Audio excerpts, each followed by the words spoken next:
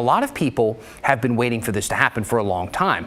Many people since the governor put teachers in front of seniors in the vaccine line back in January, some even prior to that, including Republican lawmakers. They actually held a one-day Senate walkout last week demanding Governor Brown loosen COVID restrictions, and at the top of their list, using her executive power to reopen schools. Now, that's exactly what she has done. Now, we asked Senate Republicans if they think that this mini walkout that they did prompted the governor's decision, and here is what they told us. They said, quote, "We've been calling on the governor for weeks now to reopen schools, but we think our protest did elevate the concerns of parents and students about the impacts of school closures. We are glad that she is reopening schools, and we look forward to keeping her accountable for returning all of our kids back into the classroom for full in-person instruction."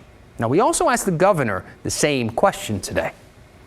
Did you decide to set these dates after the Republicans walked out, in part protesting no schools? No.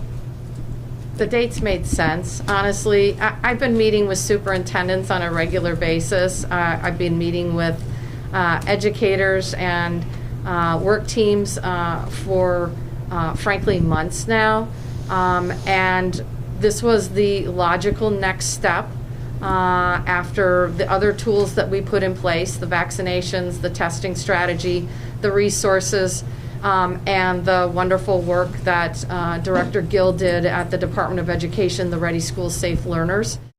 All right, so she says no. Her decision to reopen now has nothing to do with Republicans and their demands when they refused to show up last week. But I do think it is worth noting that Republicans have had a lot of success getting what they want with their previous walkouts. In 2019, they refused to show up while lawmakers were debating a big school funding bill. But they came back after Democrats agreed to kill gun control and vaccine exemption bills. The school funding bill ended up passing. Then later that same year, Republicans walked out over cap and trade for the first time. They came back only after Democrats announced that they wouldn't vote for the bill, so it didn't have enough support to pass.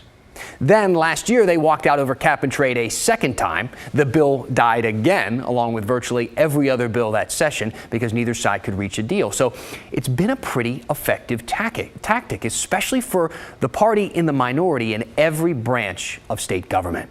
And Democrats know that, and they want to put a stop to it. They've introduced some bills this year that would either fine lawmakers or take away their salaries if they leave. They also want voters to amend the Constitution to change the quorum requirements for the legislature. That means the House and Senate could meet to do business with less lawmakers present, or in other words, without Republicans if they did decide to walk out. We'll let you know if any of these bills pass.